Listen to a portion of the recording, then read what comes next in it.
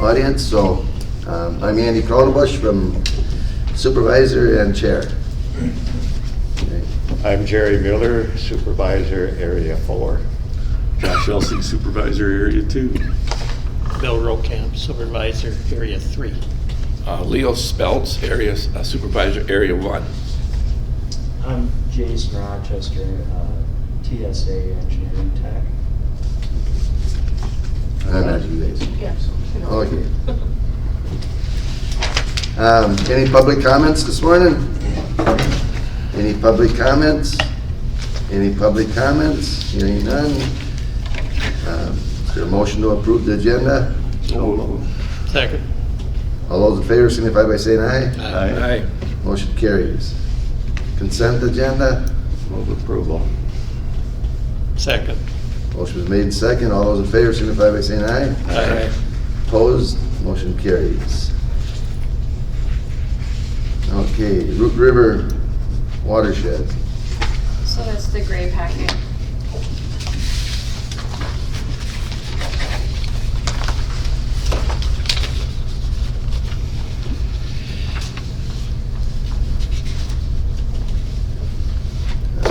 So there's no changes to the treasurer's, well, the only change is a little bit of interest that was added. That's the only update to the treasurer's report, and then there'll be payables below. So if you want to approve the treasurer's report.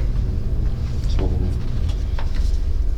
Is there a second? Second. Okay, motion been made and approved the treasurer's report. All in favor signify by saying aye. Aye. Opposed, nay. Motion carries. So the payables are the attachments. And the first one is the 2018-2019 grant, the orange coloring. So we have one payment to Mauer SWCD, which is egg practices. And, I think they were both waterways. So that brings our grant balance to $24,000. Remaining 2.85% left to spend, and so that all has to be done by the end of the year. So, Down there. yep, we're getting there. Hopefully, Olmsted is getting their work done. So what they're doing is pretty well wiped that out. It's all supposed to be wiped out. Everybody has their dollars that they're spending, so it should be good. It's already technically zero. Yeah, it is. Right, it's Weeks just ago. them getting their stuff Done. submitted so we can pay it. Yeah, Olmsted did have some stuff to get done, so hopefully that's going to happen. And then the 2021 is the blue one, and the total for that is $198,000. A big portion of that is another partial payment for Crooked Creek. And that gets us down to 45% of the first 50%, so we're getting there on that one too, so that's a good thing. Is that Crooked Creek project, is that about finished, or is that, what are they doing there? I believe, Yeah, that one's done. Yeah. They picked a good year to do it because they couldn't get it all sold down and got some good growth on it. So, Yeah. Are all the bills paid on it? nope, I think there's probably one more coming. uh-huh. So those are the payables. Okay. What did they do did they put, on Crooked Creek, did they put rock on the sides of the banks or? No, it was a big flood control earthen dam. Oh, upstream from, Can you make that, I could get it. the slideshow available to everybody? Yeah, we'll do it next month. All right, okay. Can you have It's a pretty impressive project. Yeah, then you'll see, you get a lot better understanding. Yeah, it's a pretty awesome slideshow. Is the Fillmore SWCD, that's 61,000? That's all, I'm just curious, it's a big number for technical assistance and grant administration, so it sounds to me like it's just a lot of labor. Is that? It is, it's the nutrient management part. That's what of I it, was too. wondering. Like 30,000 of it. Could just cover them the cost to do all that, because there's really no practice, it's just labor, it's paying Yeah, it's somebody's salary, basically. Doug's. Doug's, What does yeah. Doug? Doug? Dean. Doug had a good No, portion Dean of it, did. and I'm not sure what Doug, what did Doug do? Yeah, I don't know. But it was Doug and Dean, most of that. So that's kind of just covering their salary, basically. Yeah. Any more questions on that? You need somebody to make a motion to approve it? Make a motion to approve. Both of them, correct? Yeah. Yep. Yep. Is there a second? Second. Motion been made and second to pay the bills. All those in favor signify by saying aye. Aye. Opposed, nay. Motion carries. River update? I was just looking back at 513, we paid him 42 for the same, so we got 100. Most of Dean Thomas's wages come out Go of from the there. management Yeah. of the river. Yep. 100-something thousand. That just throws a red flag, you know, when you see it going to all administration rather than traffic. That's what I figured. Okay. So I don't really have an update. Sorry, Jerry, for not having my little detailed spreadsheet about egg practices, but we'll get there on that one. So hopefully when we get the river done, I'll have that whole thing summarized, and then each time we pay, it will be updated. So I have a little spreadsheet that shows the practices that are going on the ground as we pay them, but I haven't got it all tweaked yet, so. And I have a planning work group at the end of the month. We'll be working on the new grant. And then I think we have a policy committee in December. That's all for Rook River.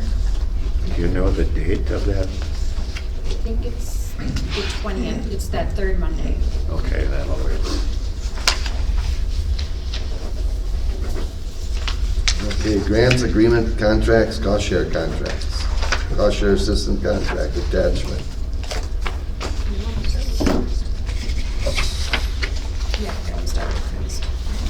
So we have updates on other projects. We don't have any actions this month, but we're proposing an amendment to the Prince project that we have that we would approve next month, but we wanted to bring it to you first to get a concept of what actually happened out there. And that's why we have Jason here to give us the update, because he was the engineer on it. So this is just a before photo, looking at the spillway that got washed out towards the pond that's empty. And then from there, I haven't been on site, so. Yeah. And where is this at? Steve Kuntz up on I-90. Okay. I believe that's a picture of the excavation of the sediment and core trench there. Yeah, there's the core trench. I don't know if you want me to slow down or whatnot, but that's kind of the finished product then. Yeah, you could go back to that previous slide there. So this picture shows a couple of the issues we ran into. The darker material there in front of the excavator, that's the sediment that we had to remove from the pool. It was a lot deeper than we anticipated, and we found the bottom of the sediment because there was a liner in the pond.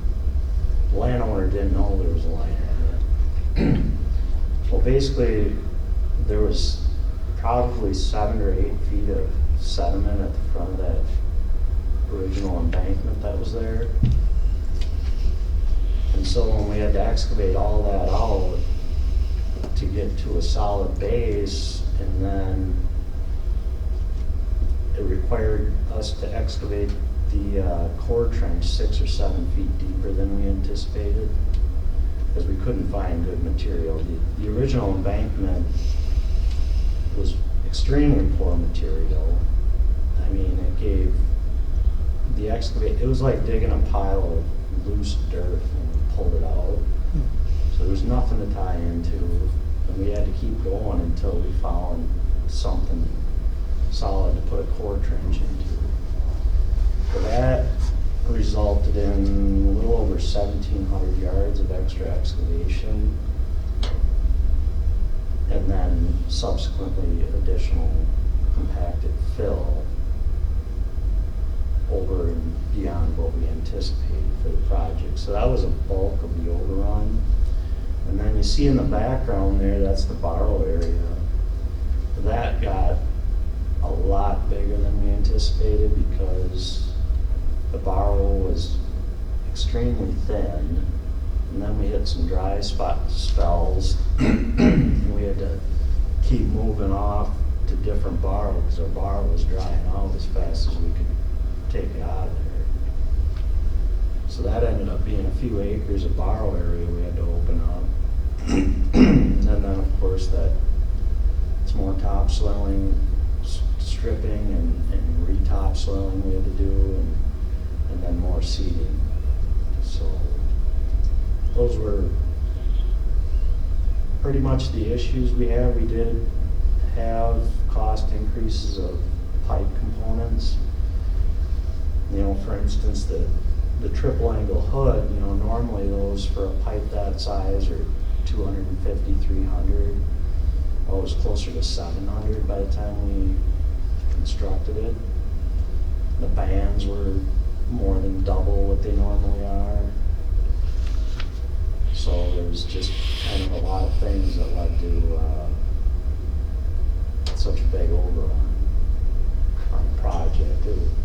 It's an excellent project.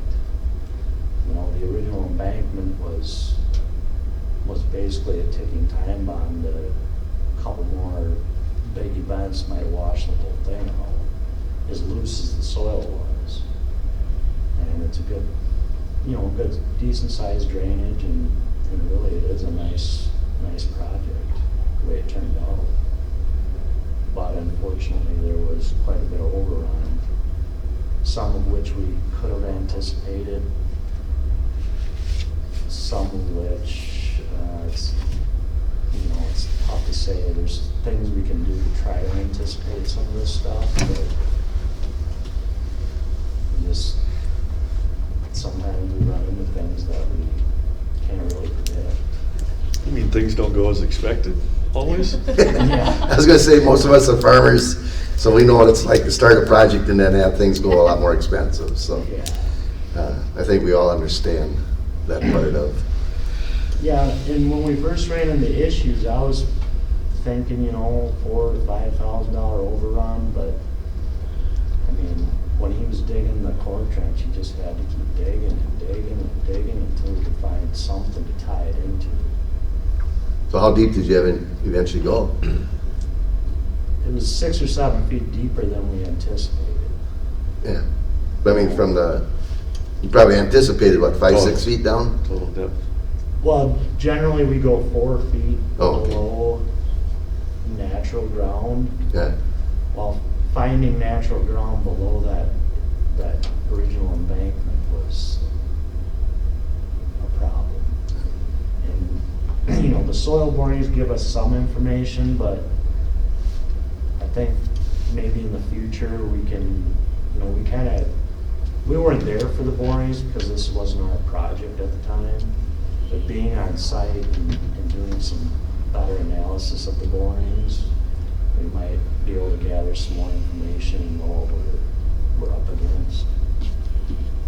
But then boring the pool area would be good, but that was wet. You can't get a bore truck in there.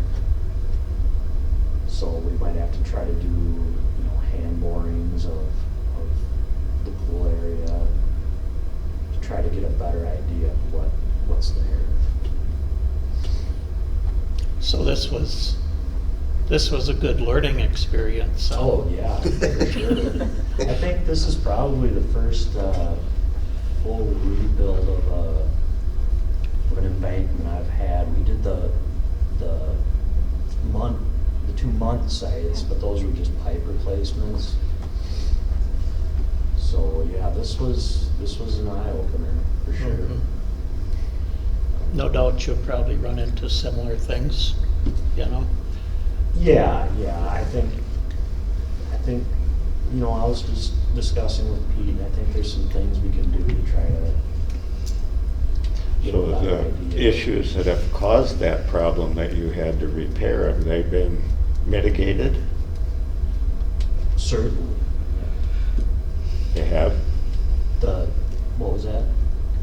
the areas where the erosion is coming from that fill that all in. Oh, the upstream, well, he's got good upstream treatment. I don't know how old that original embankment is, but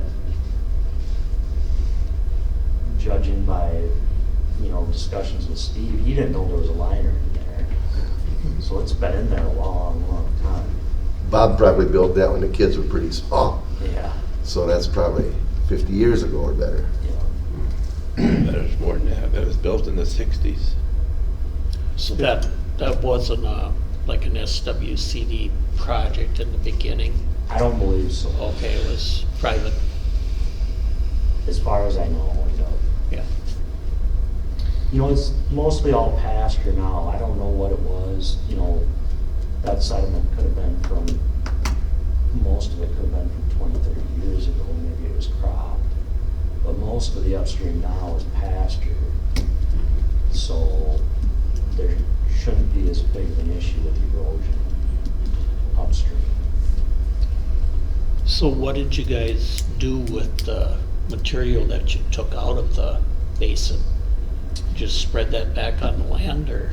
A lot of it we used for topsoiling the structure, topsoiling the bar areas, since the topsoil was pretty thin there to begin with.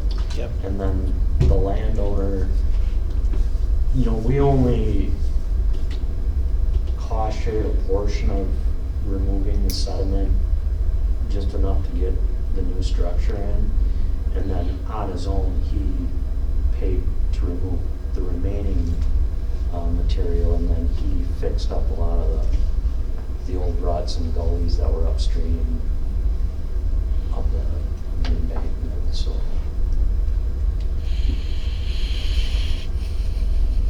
overall, I think it was a really good project, especially the condition it was in prior to.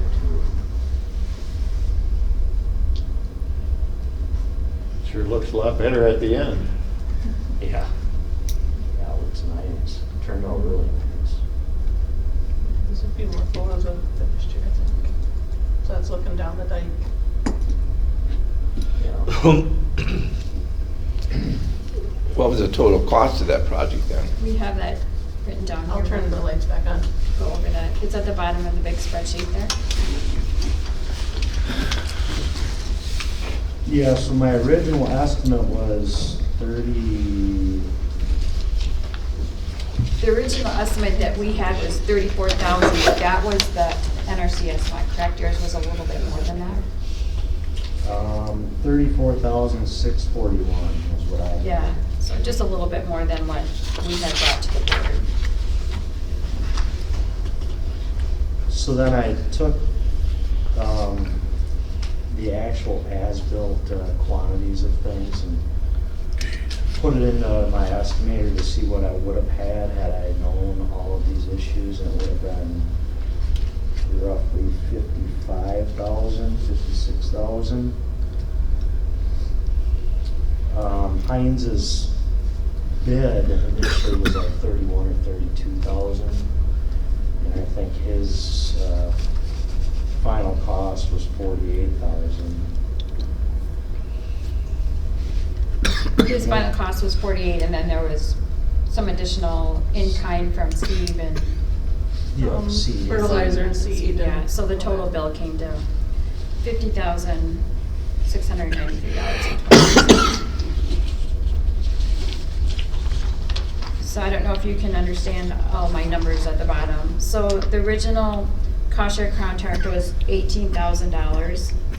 And to get the project up to 90%, we would be asking for an amendment next month for $14,000, which would bring the total cost share to $31,000. And then, so to get there, we have some 1,800 in cover crops that wasn't used this year but has to be spent by the end of the year because it's 2018, 2019 funds, so we would put that towards this project. That would leave us an additional $12,000, So I'm proposing that we shift Ann Schweeder's funds to this project to get it to 90%. And then on the far right of Ann Schweeder's is how I would get her cost share back to where it needs to be. And we're anticipating hers will be a little bit less because they didn't have to. They didn't have to drill holes, or they didn't have to excavate the concrete out. The concrete was not cracked, and when they did drill holes, they found the sand and gravel bed underneath to be clean. So they did not have to excavate all that concrete out. That was in very good condition. So all they had to do was pop some holes in it and fill it in. So. As I say, I went by there yesterday, I didn't even see no concrete. Yeah. They got, they get, Yeah, they did pull out the ramp, but that was the only thing they pulled out. okay. So Yeah, I would say in a couple of days they'll be done out there. maybe today. Looks like all they had to do is push the black dirt back over the top and level it all off. Yep. Yeah, it's looking nice out there. Yeah. How many feet of dirt will be on top of the floor of them? I want to say the floor was probably about 8 feet down. So. 8 feet of dirt. Yep. So what, they just pushed the bank in on the dirt? Well, we'll get to that one. Oh, okay. I've got Because I was gonna say, it was all nice and flat yesterday. Yeah. So I didn't realize that it was that deep.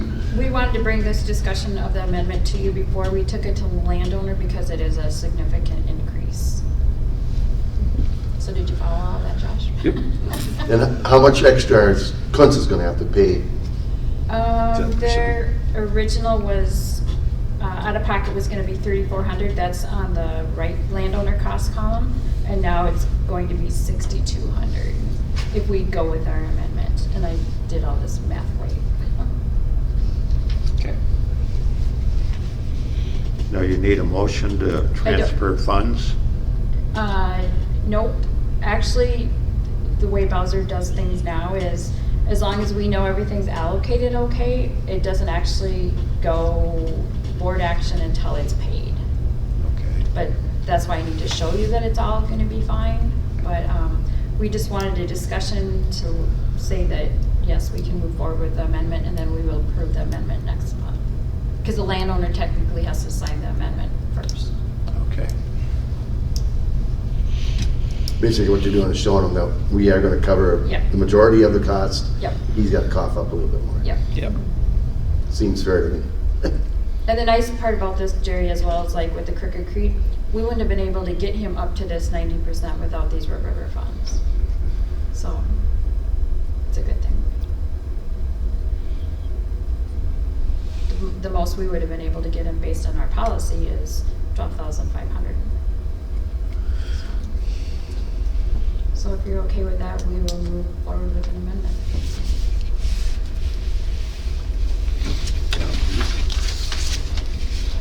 And then we have some updates on the rest of the projects that have been happening.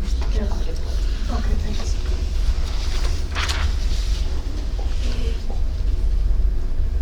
Give it a second to open up, wake up. Alright. So this is a pond, Bernard Dam, kind of north of Utica a little ways, kind of between Utica and Elba. It was a similar situation where the spillway was eroding, not really holding water, and they replaced the top of the dike there and the pipe and put the spillway on the opposite side now. So the first picture was when they were installing the pipe, and the picture on the right is after they were done grading this, looking across the top of the dike. It's a fairly large pond in a pasture with good upland treatment on this one again too. So that one is completed, but we don't have the other cost share information yet, so we won't be paying until next month. So, any questions on that one?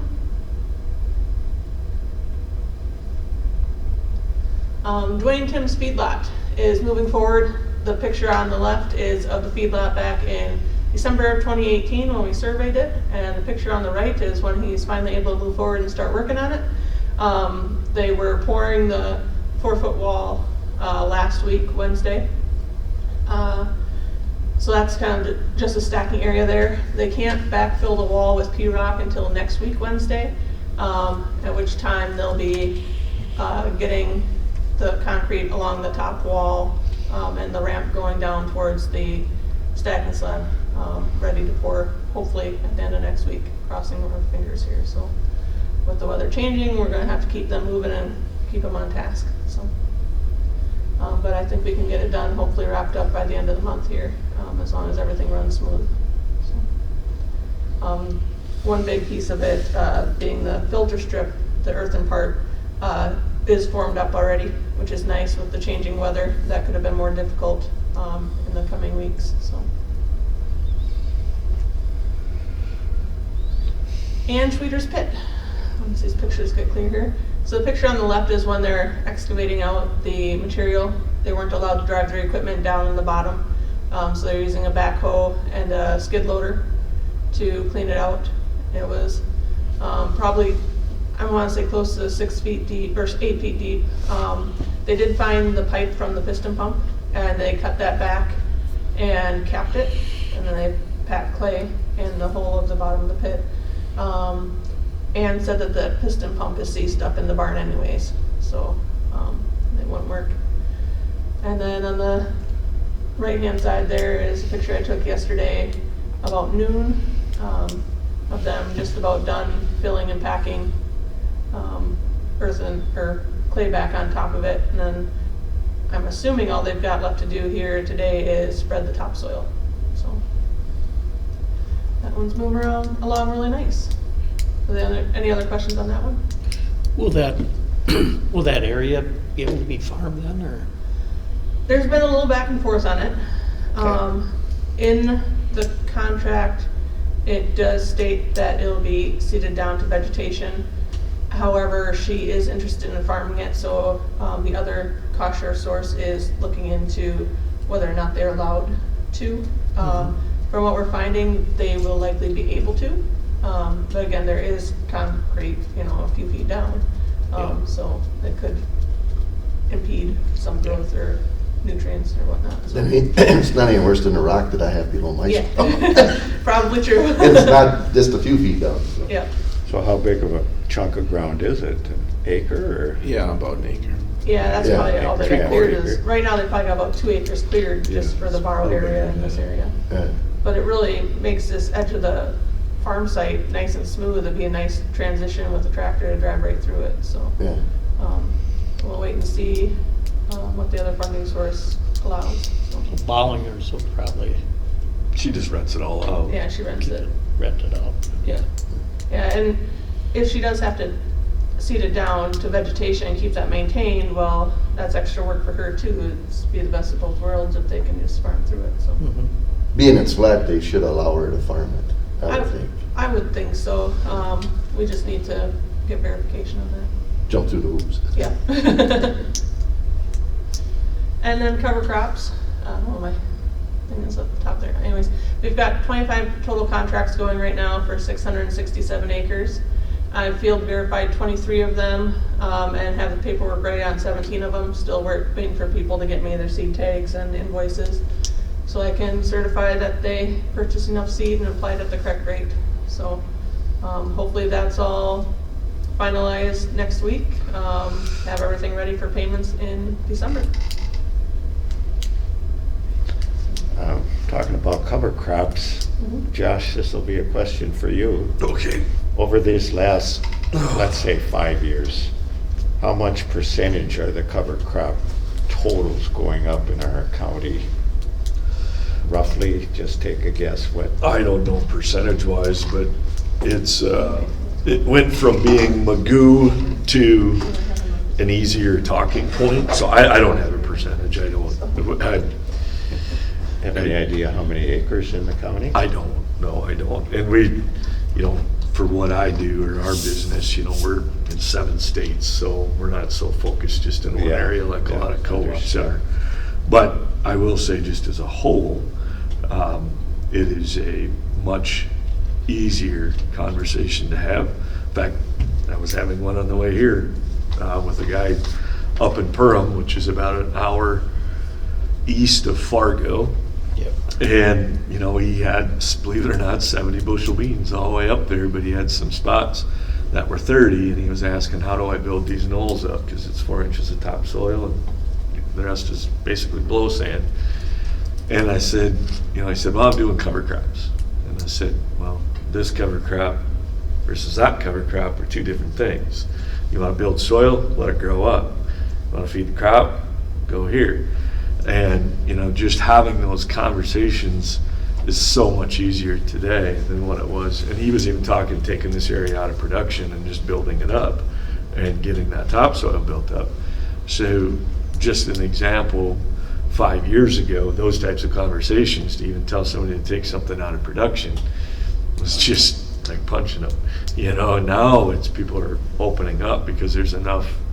It's what I've always said about taking taxpayers' money and subsidizing anything.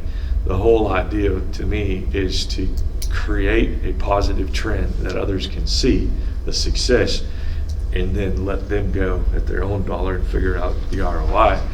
And then we can start taking those dollars and putting them towards something else and start that trend. And that's what we're seeing in the countryside, is that people are just adapting to it. They're realizing there's value there. So it's kind of exciting. And I'll take it back 5 years before that, nobody even wanted to discuss it. I mean, and it was hard to even get, back then I did a lot more farm direct stuff, even just trying to convince a person to just try rye or something, it was just impossible, even though you knew the benefits of it. And 15, 20 years ago, it was nothing more than a concept in a book.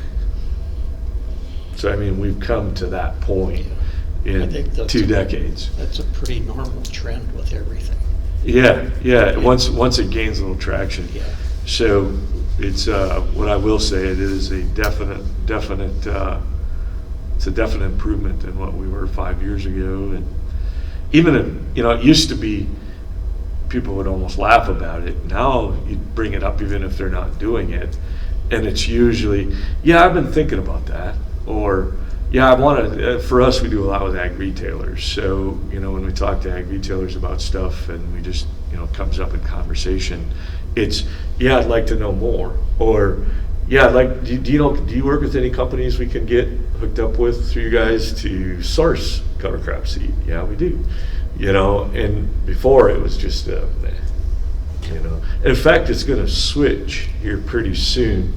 It's already happening to a certain extent. I actually challenged Lance a little bit on this years ago with what he's doing. I said, what happens when it becomes mainstay and there's no education about it anymore? It's just part of the practice. It's just what we do. And that's we're getting to that spot in certain areas where there really is no, man, I can't find cover crop seed, or I can't find rye, or I can't find this. It's becoming common, and to the point where it's almost being a commodity, where it's almost not worth ag retailers, distributors like we are, talking about it, because the good thing is it's gotten cheap. That's a good thing. Seed costs have come down. It's not so specialty, and most places are beginning to accommodate it. So that trend has really come into play in the last 5 years. So I could only naturally assume that the progression is going up, and just driving around everywhere. Like I said, I was in Illinois Sunday and Monday, and there was a lot of fields down there that should have had a cover crop on them because a lot of the crops were out, and there was a few, but not a whole lot. So I look at where we're at versus where I've seen other places. I think we're ahead of the curve here. I think we are too. So, Sure makes for a lot prettier countryside. They have a distinct advantage down there to it because their crops come off so much earlier and they have a longer season, so they plant it as soon as they have the crop off, they get a lot more. it's all relative. They're planting 115-day corn. Yeah. So they're combining about the same time we are.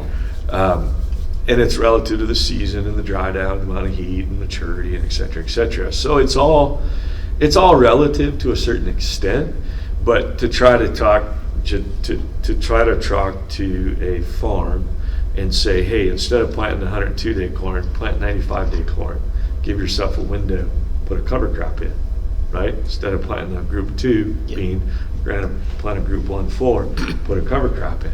Well, it's like going down there and saying, instead of planting 115-day corn, plant 107-day corn. Well, oh my gosh, no, I don't want to do that, right? It's all relative. Everything's relative to where they're growing it. So They're after that bottom line, they're after that bushel. well, everybody is. So I thought, so the guy up in Perham, they plant a lot of 85-day corn, 82. So okay, go plant an 78-day corn. Oh, I ain't planting 78-day corn, right? See, it's all relative. So now, granted, they don't freeze typically as fast, so they do statistically have an advantage, but it's still relative to the farming practice. The other thing down there, granted, Illinois is a big state, depends on where you get. The southern side of that state is completely different than the north side of that state. Believe it or not, there's some decent woods and hunting grounds and things like that, but in a lot of little rolling hills. And believe it or not, still a lot of relatively small farms. There's dairies out there. I was on a 120-cow dairy, but the guy had precision planting business with 300 clients. 300 precision planting clients on a 120-cow dairy. So they're doing a dairy, and they're making their money over here. Yeah. You know what I mean? And that's how they're surviving. Financing is bad habit. Right. So, I mean, it's just a little, and there's a lot of big farms too, don't get me wrong. So, a lot of anhydrous. Cows can be addictive. Yep. They're just like, you just So, gotta have them. yeah, so I mean, it's but nonetheless, it's a different means of farming, a different way of farming. There's a lot of commingling of different things in that genre, but they're all trying to accomplish the same thing. So the conversations are basically the same no matter where you go. You're challenging a farm or an ag retailer to go up to their farms to have a discussion that might interrupt the current practices. It's just how it interrupts the current practices might be a little bit different. So in Winona County, with the with farmers, doing cover crops, how long is it? Will we be still subsidizing? I mean, when do we say, okay, It's adapted. we can take this money and we can put it towards other stuff, the cover crop. I don't have my sheet with me, but if you look at 2019, we had 50, no. Yeah, it's definitely getting less and less each year. Yeah. I didn't bring it with me, but yeah, in 2019, we probably had about 15, and maybe a little bit more. In 2020, we had about 8, and this year we've got 3. Yeah. So it's definitely going down as far as finding people who haven't used cover crops already and are comfortable with them. A lot of people ask if they can reapply and do it again, and we have to tell them not unless they change, or we usually try to direct them towards equip to continue doing more. So, but yeah, it's getting less and less. I think we've gotten past the early adopters, and we're kind of in that middle ground now where some of the slower to start people are doing it. Some of them want to dabble on their own first before doing contract, kind of a thing. So it's getting there. I would say in the next probably 5 to 10 years, we probably won't be doing cover crop contracting anymore, I would assume. It'll be kind of like contour farming practices. Yeah. Once in a while, we have someone come in and ask to set up contours on the farm, and that's it. But that disappeared just because of the change to row crop farming and consolidation of farms. Whereas cover crop, and that's a detriment, whereas cover crops is a definite improvement. Yeah. Hopefully it'll quit needing to be subsidized because everybody is doing it. I think it'll be a practice allowed in equip for a long time to come. Or even if they do like a CSP program sort of a thing. I don't know that the soil and water will be I agree. having contracts like this long term. Yep, I agree. Well, I said, where I go back to, we look at our CRP programs for 10 years. I would rather see shorter span for 2 or 3 years as a rebuilding cycle, and then let them go back out and farm again. Because in essence, what you're building back up over those 3 years is equating to part of the problems that are created with farming, right? Rather than this long, continuous cycle. And part of that is the productivity of the soil changes a little bit when you let something sit for a long time, because you actually change what's in that soil. You change the dominating microbiology. There's a lot of things that happen when you let a soil sit for a long time. They're not negative. Does it fit the farm? Does it fit the current economy? Does it fit the way that we need to attract people to that for the rotation? And I think that's going to be the next step. And it kind of goes back a little bit to the old adages, I guess, if you want to call it or not, but the biblical times, even what they still do overseas, Israel, different places where they actually let their land go fallow for a year on the 7th year. And that is a regenerative year to go back and harvest from it for 6 more years. And, you know, if you picture cover crops as just basically a very short blip in that process of the same as the tenure, just look at CRP as an extended version of a cover crop. I mean, that's just really long, really short. I'd like to see it here, you know, and entice more people to try that. With that said, we could shorten it a little closer to a cover crop, okay? And that is finding alternative crops. I always said if I was in charge, I wouldn't subsidize corn and beans. I'd subsidize a third crop into that rotation, whatever, small grains, alfalfa, anything, right? Something other than the standard corn and beans, because it would immediately shorten the supply, raise the cost, and you could subsidize whatever, because obviously that third crop would now become an abundance into the system. But if the taxpayer is going to subsidize something, let's cut our corn and bean production down, let that naturally come up, find the third crop, find new uses for that third crop, and go that route. So subsidize one crop instead of 2 crops, or however you want to look at it, and let that natural progression take off. Because what that would do for soil health, overall farm productivity, economics, I think that would be greater than continuing to do this flip-flop. And in essence, that third crop has a completely different root structure, different biology, different set, different trash, different everything that you're dealing with to break up disease and insect cycles, which can minimize some of the tillage that we're trying to do, to get rid of trash, to get rid of disease, to get rid of, you know, all the things that come with it. And I think that would be a much more productive way for the economics of the farm, economics of the taxpayers' money, erosion, soil control, and guess what? That third crop, chances are, is going to be a shorter crop, because that's just what's in production, or unless we got a smother crop like alfalfa or clover or something. And there's your opportunity to ensure you get a cover crop put in. Then you teach them, hey, go back into corn, you get that plow down, you get that nice, you know, if you got some legumes in there, you get an end credit, cuts our end nitrogen down, you see the whole cycle.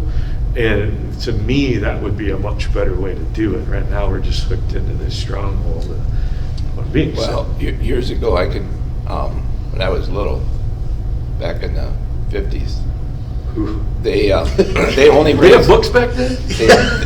They did. They only raised corn on ground 1 year. They would have a corn, oats, alfalfa rotation. Yep. So and then in the fall, they would plow down the alfalfa for green manure. Yep. They didn't buy any commercial fertilizer. Put a little manure on and go. Right, and now everything is corn and beans, so you don't have that. It's completely, now you need chemical Genetics. fertilizer. I did that until 15 years ago. Yeah. Yeah, there's still a fair amount of people that do, Yeah. but genetics. There's nobody that does that anymore. Oh, there are. We work with them. There's, they do. They run it. A lot of organic guys run rotations. Well, There's organic, somebody yeah, that- but I'm not talking There's organic. somebody. So, no, there's conventional. A lot of the dairy farms, well, actually, not a lot, but some of the dairy farms still do single year corn right back into alfalfa. It depends on their rotation and their nutrition base. what they need, production ground, stuff like that. So The reason they only raise alfalfa 1 year is because they run across it so many times with their trucks that don't grow in the second year. Yeah, it dies off. It That's the dies off. problem. And then prairie strips, what was the length of those contracts? They're 10 or 15 year. Oh, they're the same as CRP. Yeah, yeah. There is a cover crop program through FSA now, though. It's sort of like CRP, but shorter term. And I don't know all the specifics, other than it's not necessarily a great fit for around here. Yeah. But if you want to talk to FSA and learn more about that, I would recommend doing that, because they do have something similar to what you're talking about. Yeah, and I think that's going to be, the adaptation to some of those things, especially in the non-productive soils. Like I said, here's just on the way here, talking to somebody 7 hours away. In a case like what wouldn't you advise them if they could find some kind of chicken manure or turkey? Yeah, so manure is going to build a really good base, but actually it depends on what type of manure too. Yeah. Chicken manure is actually not a real good one to use because it's not a fiber-based diet, and what you need is fiber. Fiber builds soil. Seeds are kind of like young lush oats. There's not much fiber to them, so that's why you have different. So what is the best manure types? It depends on what you're trying to do. Grow crops. Yeah, you could grow crops on all of them, but what you have to understand is, and I don't want to get too far into it because we could go for hours. Yeah. You have to understand the carbon content of manure. That's the key. Because the carbon content of a hog manure is completely different than the carbon content of, say, a pen pack dairy manure or a beef cow manure. Horse manure, right? Real fiber-based diet. But around a here, dairy manure is going to be kind of in between. With all the turkey barns, our farmers get a lot of turkey manure. Okay, so then you got to go to the economics, all right? So it's got to be profitable. So one of the problems with turkey manure is what's their diet? It's predominantly seed-based, right? Okay, so not a lot of fiber, but what do they put in the turkey manure? Oat hulls and wood chips. Now, so you've gone from the manure aspect of turkey it's pretty hot, right? So not a whole lot of fiber in it. You think fiber equals carbon, takes nitrogen to break down carbon. The more lignified the carbon is, the more N you tie up you're going to have to break it down. So turkey manure, chicken manure by itself is pretty hot. Hog manure is pretty hot. Seed-based diets, right? No fiber. Okay. A dairy cow we feed a bunch of fiber to, right? Beef cow we feed even, between, depending on what they're eating. It can be seed-based or it could be hay-based or fiber-based. But it's usually the bedding that they're laying on that has all the fiber in it. So the more fiber, the more N tie up. However, that fiber, the more complex it is. So think a wood chip, right, versus a young floppy oat. Very little fiber, lots of fiber. Takes more nitrogen to break that fiber down. However, the complexity, think density, of that fiber, or carbon is actually what it is what builds soil. Because there's a conversion factor of taking that organic matter, because it's organic matter, and putting it into humus. And humus is ultimately what you want in the soil. That's your sponge, that's your water retention, that's your nutrients, that's all of that. So the humus content of that soil is really what we're trying to create. So that young, lush little oat doesn't really create a whole lot for the soil. Okay? Now, it in itself, through its physical structure, can help stop erosion and wind erosion and different things like that.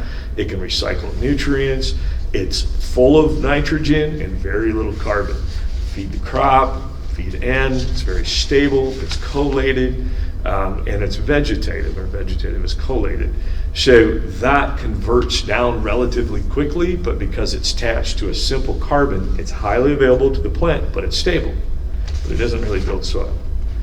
Lignify it, begin to grow it up, change the carbon structure, actually density, we're packing things tighter, so we have more carbon, and we're bringing that up. And so for that plant, genetics, good Lord, built it to stand up, and he says, well, we got to pack them tighter so they stand. You can take it all the way up to a tree, pretty dense, right? That takes a significant amount of nitrogen to break down that carbon structure, and that is the N tie-up you have on corn, okay? Does that make sense? Yep. Versus corn on beans, less material. Yeah, it's still pretty dense, but we also have the nodulation or the carryover credit to help offset some of that. So it's a delicate balance, and you can't really because the economics of farming come into play as you're trying to manage it. So it'd be simple to tell everybody, just, go leave a field, stand, plow it under, and come back and farm it next year. The economics get in the way because there's things that happen when you do that, right? So it's this treatment. So back to what you said, you're very true. If we look at where's General Mills at, where's Quaker Oats, these are Cedar Rapids, Iowa, Minnesota, Le Sueur. This used to be oats country. This was all small grain country. Small grain, alfalfa, and a little bit of corn. Soybean genetics and corn genetics allowed those crops to come into our area and pushed everything into the Dakotas and the barley. Why did they build Quaker Oats in Cedar Rapids, Iowa? They wouldn't have done it if they're producing everything up there. This used to be all oats country. So genetics allowed the change in the structure of farming into our areas and made it per se profitable. You go talk to the southern guys, they all laugh because soybeans are southern crop. They always were. I don't mean to cut you off, Josh, But you see what I'm saying? right, we got some people that gotta be out of here about 11. So I'm trying to And explain it's it. all interesting, and those who want can stay and talk about this Yeah. stuff afterwards, Right. but I It's know the we got answer some to the insurance question. stuff that go through, and, No, I'm good. It's just the It's answer just- to the question. yeah, I know, but I gotta kind of keep this rolling a little bit. And like I say, if anybody wants to talk to, it's all very interesting, but so, are we done with Ann? On the costs? We're over the pressure. I'm gonna take off now, guys. Thank you. Yeah. Okay, Thanks for thanks. having me, appreciate it. So, Yeah. So then next up is the Bowser Grant Agreement. It's Yep. a new agreement for local capacity and buffer law, and that's this little package here that has a paper clip on it. So the top sheet is basically a summary of everything behind it. I put this together, the top sheet basically for Steve, because it was his question when we presented to the county for a county request. He was wondering how their match played into what we were getting from Bowser. So in 2021, they took the three-year average of 18,000 and gave us that. In 2022, they're doing their calculations a little different. It's approximately 8% of the 140,000, but then there's a little other percentage behind the scenes because they only had roughly 799,000 to spend. So if they would have done the 8%, it should have been 11,200, but we're actually only getting 9,215 in regards to the county contribution or the county allocation. We had to fill out a survey for them to do these calculations. So I talked to Adam Belke yesterday about so I'm a numbers person and I like to know how these numbers get calculated. And he's like, well, I'd have to dig really deep to find the exact calculation. So, but he said they're trying to get it more standard and consistent as to how they're allocating the 800,000 to each county. And the description below is just a little bit how they do it. So I'll forward this on to Steve to give him a better idea of how their county allocation is gonna play into what we get from Bowser. So if you don't have any other questions on that, all you have to really do is approve the grants. So it's for local capacity and buffer law. It's all in one grant. One grant agreement, but two grants. So moved. Second. okay. Motion was made, made and second to adopt, is that the word to use? Approve. Approve the agreement. Agreement. All those in favor signify by saying aye. Aye. Opposed, nay. Motion carries. And that covers all the bullet points under that. Yeah, but I was just giving you the amount. So Yep. our allocation is actually going down from 2021. So in our budget, we had 130,000. So, we're already going to be short 2,400 in our budget in the year 2022. So. Take it on the printer fund. Okay, Progressive Ag Safety Day under new business. right, we're hoping that you guys are okay with us moving forward to put on another Ed Safety Day in May of 2022. At this point, it's still up in the air as whether it could be in person or virtual. So they had opened it up this past summer to doing more in-person safety days, but there were limitations and strict rules that had followed. Even if you were outside, which was the only way they'd allow you to do them, you'd have to wear a mask. Try to keep everyone spaced apart. Well, Who's making these rules? well, we go through the Progressive Ag Foundation to sponsor this event because they cover the insurance for the event and coordination and things like that. So. No, I think things are changing now because Right. kids are getting vaccinated, so I think that should open Right. things So up. we still won't know until probably early next spring how we can do things, but my hope is that we could do it in person.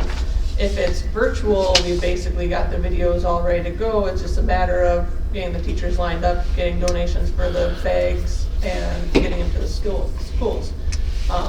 You know, it won't take much to do a virtual event. In person will be similar to 2019 where we had to coordinate all the presenters and getting everyone out to Farmers Park and stuff like that. So either way, I would like to move forward with it, just as a little personal program that I like, but it's up to you guys if you want to support continuing doing the. I move we continue with the safety day. Second. Motion been made and second to continue with the safety day. Any further discussion? Hearing none, all those in favor signify by saying aye. Aye. Opposed, nay. Motion carries. Employee benefits for 2022. So that's the next two sheets that you have here. So if we start with the one that's the fuller page, that's how we had it laid out in previous years. Our renewal rate for 2022 had a 9% increase.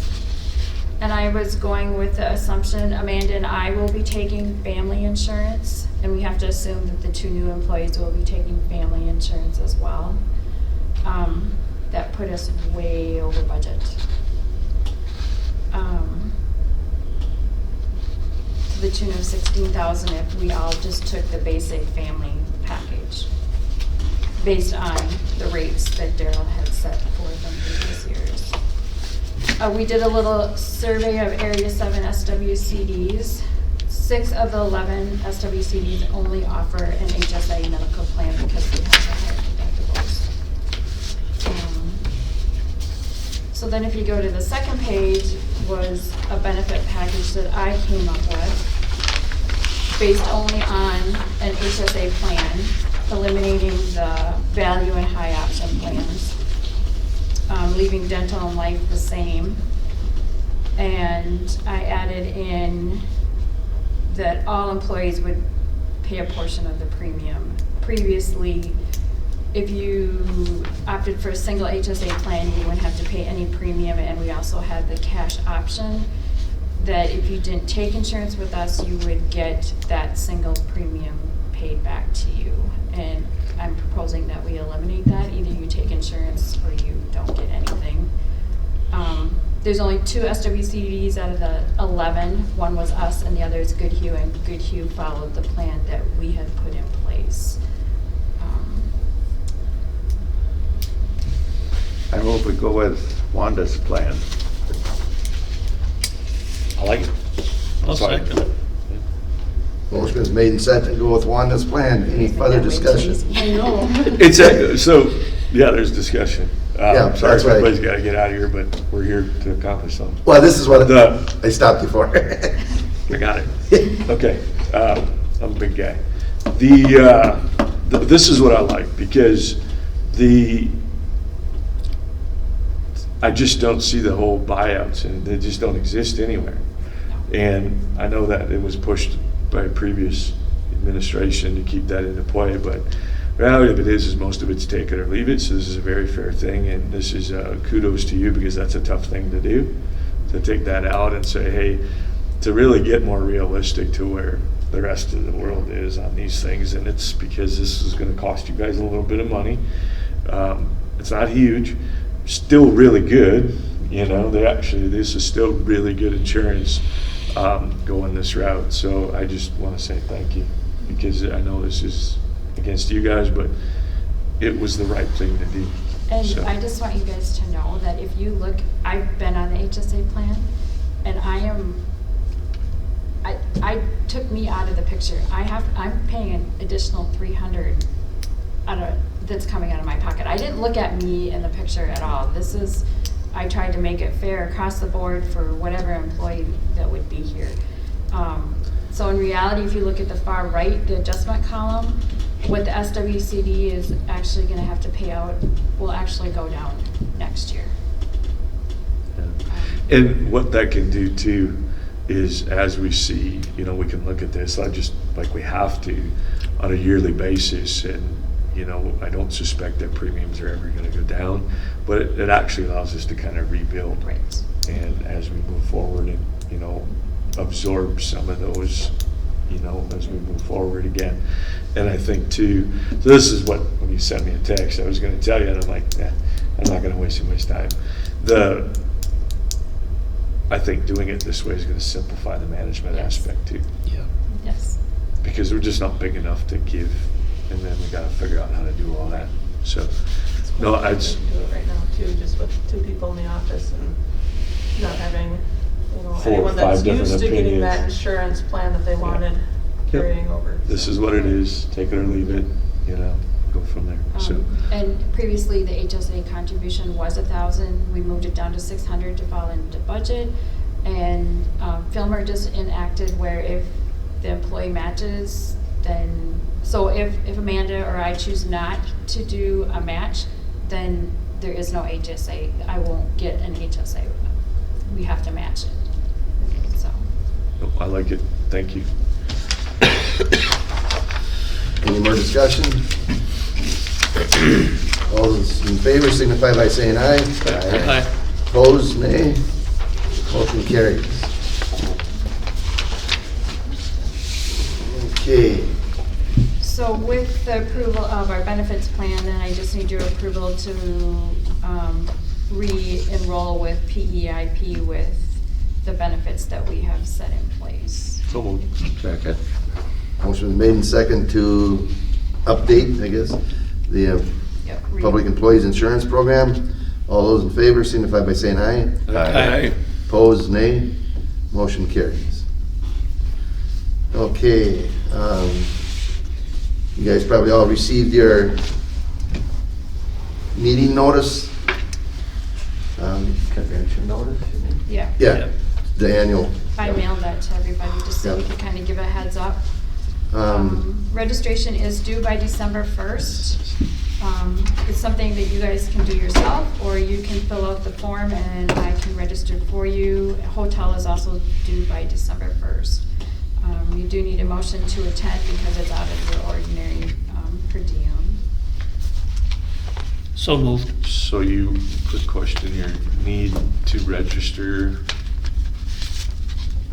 by December 1st?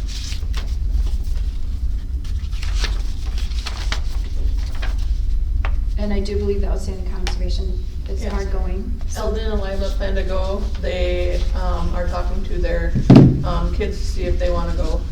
As of right now, it's a conflict with work, but they'll let us know. okay. So they- somebody can be there at least on Tuesday. Are they doing the whole mask vaccination, blah, blah, I blah? have not seen anything on that. I don't. There's nothing in There was nothing. in it, paperwork about nothing. having to wear a mask. I'll wait to see what that happens. My assumption is they're going to ask you to wear one unless seen for a month. That's just the assumption. I'm surprised that it hasn't been in any of the documentation. Yeah. And the agenda for the meeting just came out and I didn't see any discussion on that as well. I will follow up though, Josh, and Yeah. send you an email. So,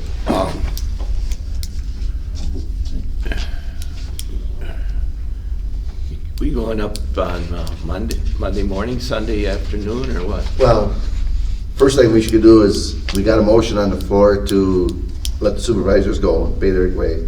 I need a second to that. Yep, second that. Okay, motion been made and second that we get reimbursed and paid for registration. All those in favor signify by saying aye. Aye. Opposed, nay. Okay. Next thing is everybody gonna go? Not me. Okay. Josh and Leo? I'm planning on it unless something comes up. That's, we've got a lot coming up in December, so. And Leo, you're apparently planning on it? Yeah. I was looking at these prices. The meals, or the luncheon on Monday, and Tuesday, we probably should go, but like the Monday night dinner, other years we've gone out. We just go out to that Applebee's or whatever Yeah. across the street, yeah. Yeah, It's a lot cheaper. so I mean, when we register, you know, I don't know, did we ever do any of them? Maybe we did one. well, the luncheon on Tuesday, that's when they had give out the soil conservation awards. And Monday, so we're not leaving the area, we usually do that meal.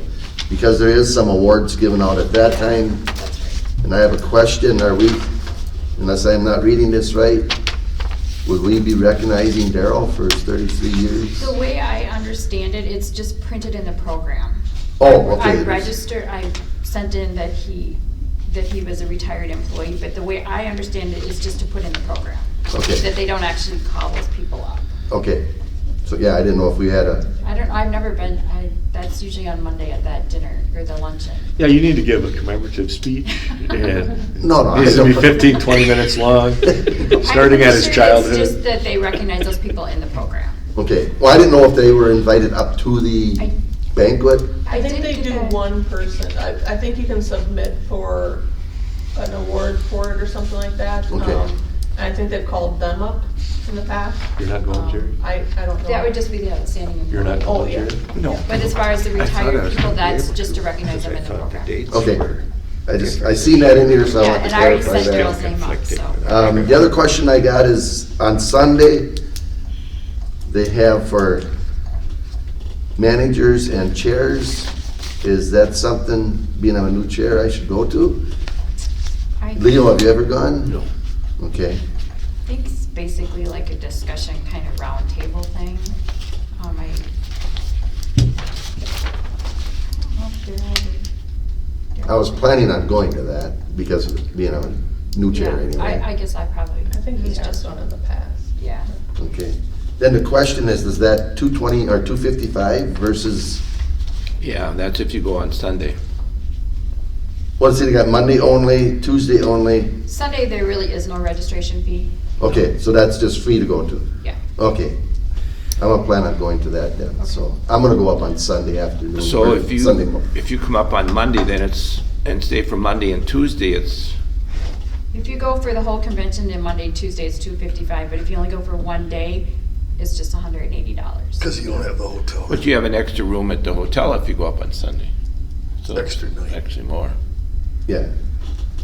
But I know in the past, I know that one year you and I drove up and we had hell of a time through rush hour traffic and everything. And Yeah. Bill and Josh, I think, or Daryl, we're up there already on Sunday night, so it's just a lot easier going up on Sunday. Yeah.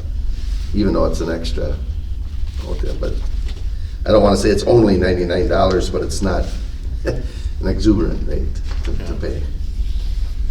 So, I will let you know. and then Cindy and I plan on going to that noon luncheon for Salways. Oh, okay. You know, we're staying for that program. I will, give you guys a user sheet, you can fill it out, and then I'll register you. Yeah. The sheet Well, I I- sent you, or if you, yeah, the sheet I sent you, if you can just mark what you want, and then I can go in and register Yeah. you. I think, we've registered in the past, so I think we can do that. As far as the hotel and stuff. The hotel, but, Usually they have a block rooms, don't they? yep. Yeah, And I sent you that as well, that's attached. because I thought I read on here, it says no cost for or a spouse or something. No, there is no cost for the spouse to attend,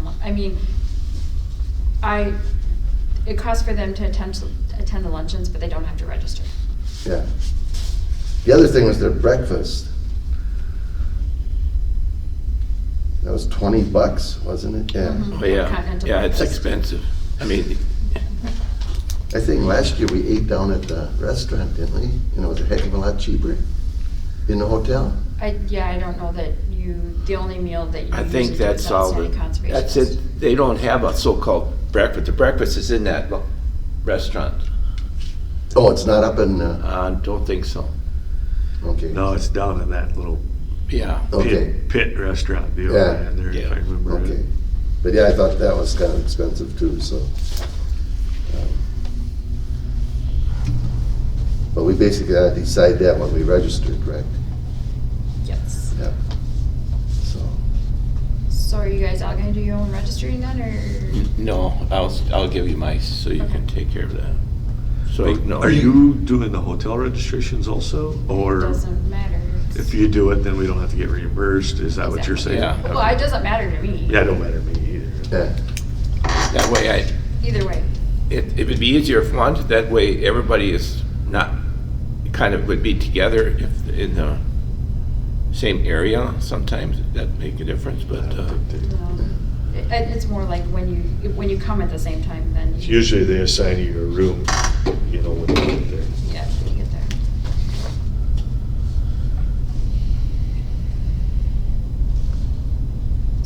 so it's, I guess, Wanda, if you want to do my registration and then do the,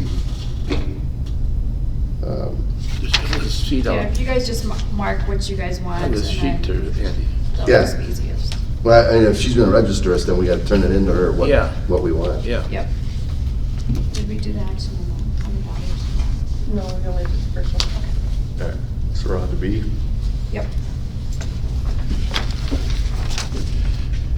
And you can register for me. Okay, we'll get that. So how come there's no, taken care of oh, afterwards. Monday, because people are just coming in that day, so. What time does that start on Monday? I don't know. 8:30 is the business meeting.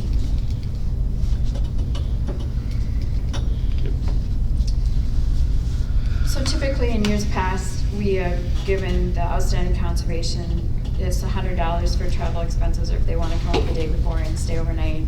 It's just been a standard $100. Most of them just come for the day, Yeah, so. Just need your approval if So you'd like to moved. do that again.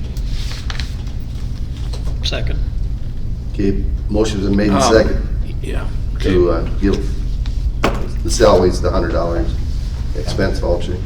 All those in favor signify by saying aye. Aye. Okay, yeah. Some counties do,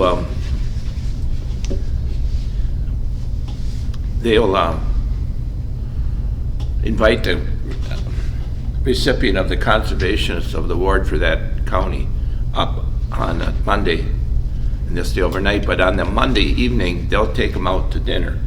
They'll all get together, I noticed that, so that the conservation and the supervisors all go out with them for lunch or a dinner that evening, which is a kind of nice, but I would propose that, but if they don't come up on Tuesday morning, that would be fine, but since we're up there on Monday evening, if they're there, we could do that, I would think, could we, or, It'd be a nice gesture. yeah, Can we afford it? no. You know, we're Yeah, going to well- eat anyway. Well, yeah, it would just be their additional cost. Yeah, Yeah. Yeah. It'd be just two more people. You wanna make that motion then, if Yeah. they do come up on Monday Yeah. night, then we would do that? yeah, it's kind of a good practice to get started. I notice other counties kind of, it's just something that they do. And once, you know,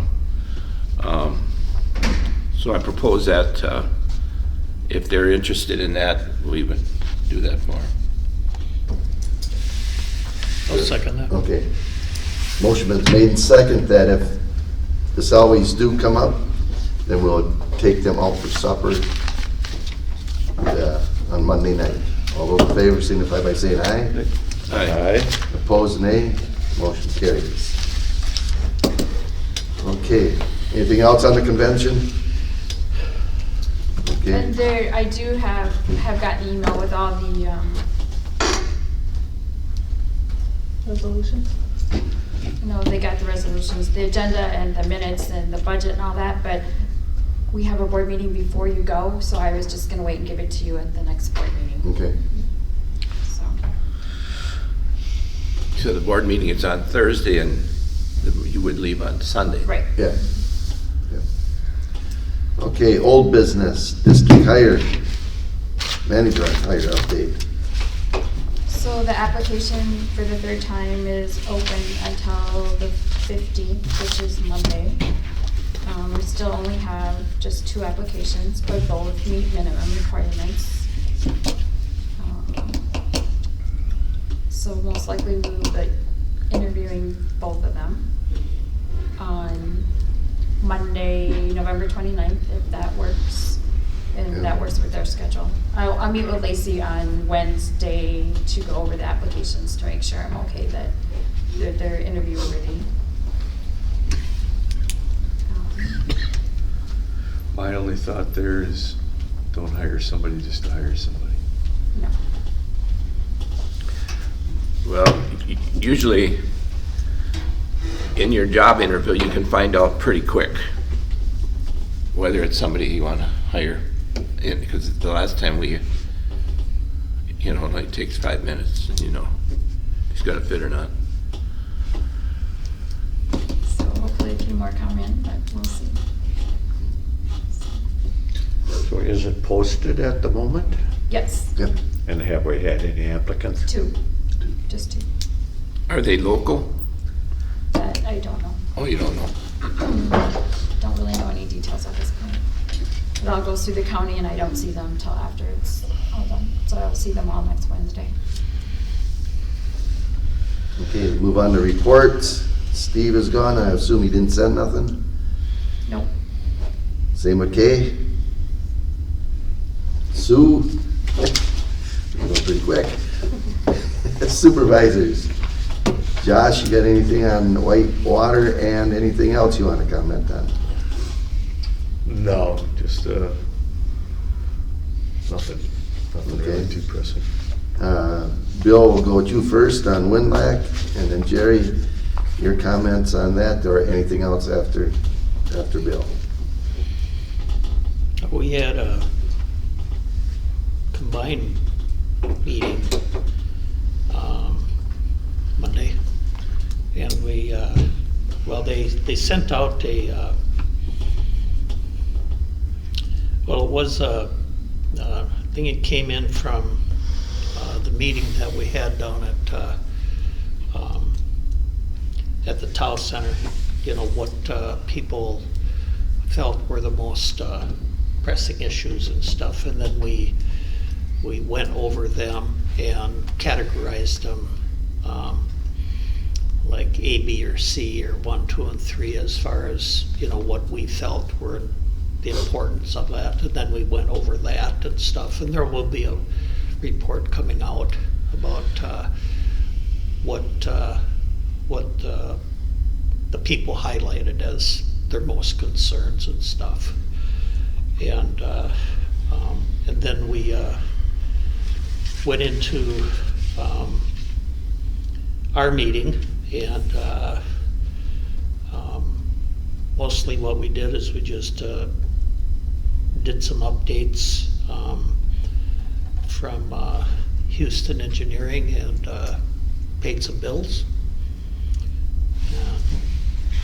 That was it. Anything else other than that, as far as personal opinions on anything else? Nope. Okay. Jerry?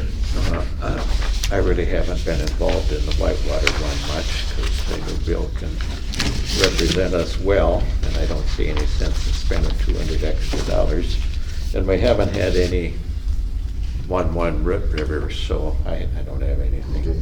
Leo, you got anything? I'd seen 2 rooster pheasants this morning on the way over here. Right on somebody's lawn, just like. That's great. You don't see them for months, and there's 2 of them. Yeah. So is there somebody fairly close to there raising and releasing possibly? Well, I don't know if it was over by, not too far from Graydon's there, but they always did, but, so, And I Well, saw they're it. doing a little better in this territory. Yeah. There are a few survivors. I don't know if the coyote population is maybe down or what's. I don't know, the guy caught about 5, 6 of them on my land alone. But the farmers are putting on a little less fertilizer this fall, they tell me. Well, maybe it's the neonicotinoids that they've taken out. So They're that's not it. getting poisoned. The only thing I got is I'd like to thank our office personnel here for an outstanding job I think they're doing. Yeah. They're down 2 employees since July, and I think it's going along pretty good, more efficient. I agree. I don't know why we have to hire anyone. I want to thank you guys and congratulate you on doing, I think, an outstanding job. I mean, we've had some issues. Yep. And we pretty well got worked through them all. And I as chairman, and I think speaking for the board, we appreciate the work you two are doing. And it's very much appreciated. So, moving on. Wanda? Well, I keep thinking the issues are resolved, but every week there's something out of the norm. So last week, Spectrum did an upgrade and your emails don't work. And I didn't get it ready for today, so I'll have to email you the directions. But Jerry, if you want to come over, we can get you set up on your phone. Josh, do you use on your phone? I do. So I will email you the directions. So I was on hold for 3 hours. I started at 60 and got to 1 at the end of 3 hours. But the only reason I knew it wasn't working, I hadn't gotten any emails all day. I'm like, this is really cool, no emails. And then I did payroll and I didn't get any payroll emails and I'm like, this isn't cool.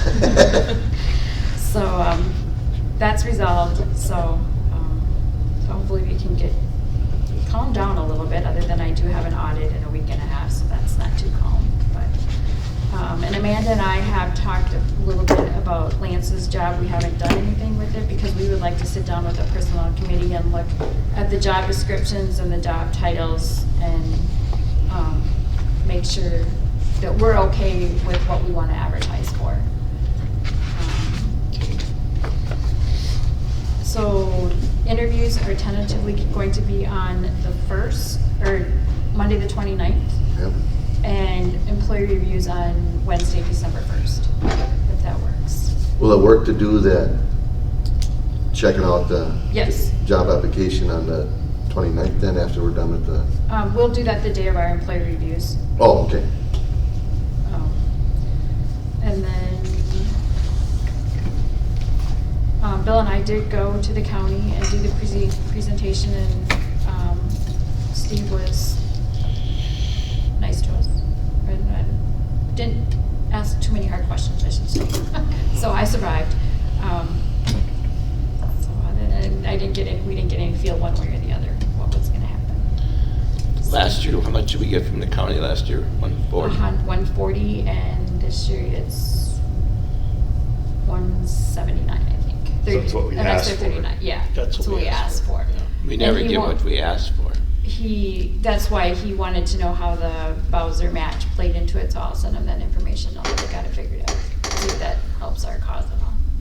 I think we got a 50-50 chance of getting it. Was there any, what we had talked about, did anybody bring anything up besides Steve? Anybody asking questions? Just that question, how Bowser played into it. So I thought it was a pretty good question, actually. Yeah. So, yeah. Good. Who did all the talking? Yeah, Who did all the talking?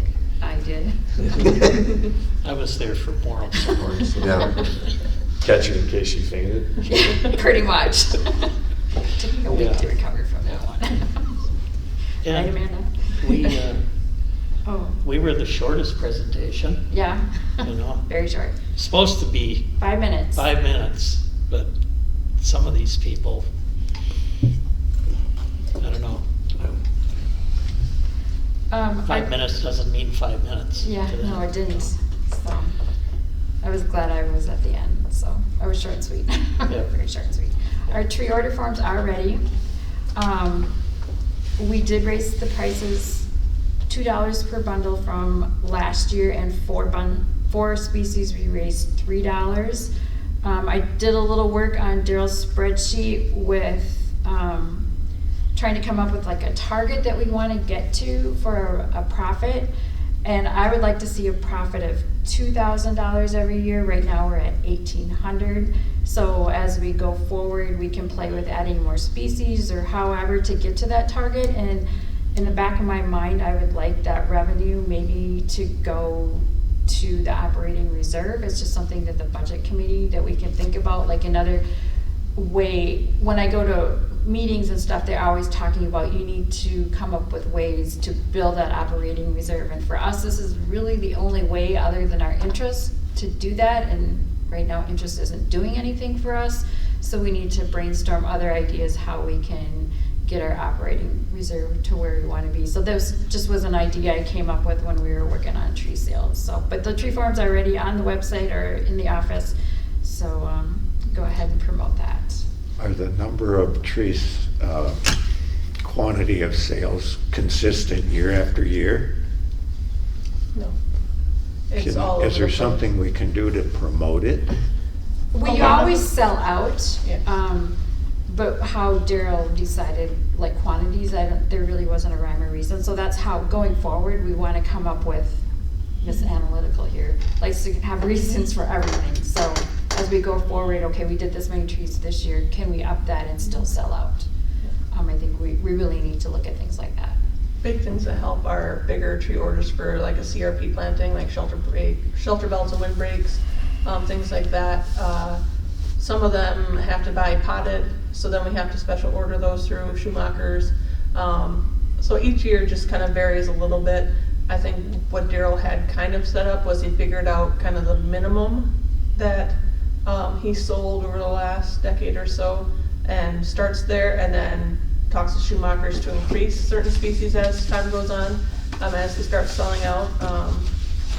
So one big thing that I changed this year was initially setting aside or kind of securing more of the spruce and pine trees, because those are always sold out first, and that's what everyone's always looking for in the spring when we're sold out. So we increased that a little bit. But yeah, otherwise it really varies each year, just depending on what kind of projects people are doing. Last year, we sold more trees than we have since I've been here probably. And there was still a lot of demand, wasn't there? Well, because everyone was at home. I see. They wanted to do their Yeah. projects and get stuff done, so we're hoping for similar results this year. We'll see what we end up with. So how do people generally find out about, I was thinking, the only way of promoting it would be, it's through the website, And Facebook. and Facebook, but if you would, during the ordering period, run some kind of a public ad, Sometimes we do, but like last year in January, we were already sold out, so there was no need to really Okay. go out there and So, I advertise. mean, you would, So you know- if we're not selling out come January, February, then we do promote it, but if it just word of mouth gets the job done, Oh, why spend extra money okay. to? There's a You lot. gotta get allotted so many trees. so is that it, you're only allotted so many, but No, we have to call or set in an order to Schumacher's and secure a When? number that we're certain we can sell. when you put that? We did that already in September. late September. Okay. But from there, as we start selling out, we can see if they still have Right. more that we can secure until they're out. So that's what really sets it, and. So you're kind of limited that way on what's available there. Right, yeah, exactly. That's where we got really tight last year, I think, is everyone was selling more trees. I think every soil and water in the area sold probably 10 to 25% more trees than they had in the past. And so Schumacher's just ran out, and they usually do, so. So what was the number of trees that you sold? Last year, did you have I don't that? have last year's, but this year we have 5,300 ordered. I think we always start around that 5,300 and then we Yeah. add. So, but the base is kind of 5,300 that we pre-order. Okay. Actually, I think last year it was only 5,000 or something. I think I added a species. Yeah, I think you did. So I think I I added. planted some white pine from, $2,000. and they just, I mean, now they're, some are 8 feet high and, just they grow like crazy once they get started. I'm amazed that the deer allowed them to grow. Well, they don't bother them at all where I, Just easy to look Normally at. they hit those white Yeah. pines something hard. White Yeah, pine, the toughest walnut, thing riddle. this year was Really every like 'em. tree Yeah. went up 5 to 10 cents per tree than last year. So every bundle is, $2 to $2.50 more than it has been in the past. And so our costs had to reflect that to have any kind of a profit, so. So we're making, if we sell Spruce. 5,000 trees and we make 25. They don't bother spruce at all. Yeah. No, they're so pickery. If we went to Yeah, a they're nice so, place, the the white pine things is a that are little just so softer. soft. That's why Yeah, I double. this is something that we're gonna talk about at budget committee meeting. Right. So Yeah. Amanda and I just wanted to get this done and get like a base, but I think it's something that you guys would be. And as we increase trees throughout the winter here, if we're able to from Schumacher's, that profit's gonna go up a little bit. That's just our target right now, is to attempt to get close to 2,000. Yeah. So what does each tree cost? 17 cents a tree, I think is a lot of them. Is that what's on there? Cost per tree goes from 90 cents to $1. Oh, okay. Oh, some of them went up 17 cents from last year. Most of them were. And then we have a 50% markup with, plus the handling cost to get them home. So the total cost per tree is about $1 per tree. So yeah, that's about all I have. Okay. Wanda, it seems like Amanda, you're working pretty close with Wanda, so is there any comments you want to make to us? Because Everything's going as smooth as it can. Okay. I think we're gonna get what we need done before the weather really changes on us here, and then we've got the winter to try to catch up on the other stuff, and hopefully be able to train in new folks in the spring, Okay. so. Again, we appreciate what you two are doing, so. Yep. Everybody can read what their meeting schedules are. If there's no other business, I entertain a motion to adjourn. Second. All in favor? Aye. Motion carries.